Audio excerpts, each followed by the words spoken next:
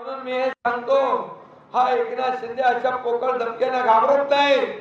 हा संघर्षातून आलेला कार्यकर्ता आहे, हा लढून आलेला कार्यकर्ता आहे. आणि माझ्या लाडक्या बहिणी, लाडके भाऊ, लाडके शेतकरी, लाडके ज्येष्ठ यांच्यासाठी उद्या जेलात जायची पाळी आली तर एकनाथ शिंदे एकदा नाही 100 वेळा जेलमध्ये जायला तयार आहे.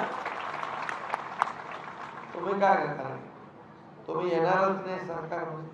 माझ्या बहिणीने तुमचा सत्तेचा दरवाजा बंद करून टाकला, माझ्या भावाने सत्तेचा दरवाजा बंद करून टाकला. म्हणाले पैसे घ्या, जसे पैसे खात्यात पडले लवकर लवकर काढा, नाहीतर सरकार काढून घेईल. अरे देणारं सरकार आहे, घेणार नाही. ही देना बँक आहे, देना बँक लेना बँक नाही. आणि म्हणून मी सांगितलं की माझ्या लाडक्या बहिणींना 1,500वर आम्ही ठेवणार नाही. आम्ही वाढवू, तुम्ही ताकद द्या, आम्ही पैसे वाढवू. तुम्ही ताकद द्या, आणखी योजना वाढवू. आणि तुम्हाला सांगतो, बोलल्याप्रमाणे आम्ही करतो. कोल्हापूरच्या महायुतीच्या जाहीर सभेमध्ये आम्ही वचननामा प्रसिद्ध केला. त्याच्यामध्ये पहिल्या नंबरला काय ठेवलंय?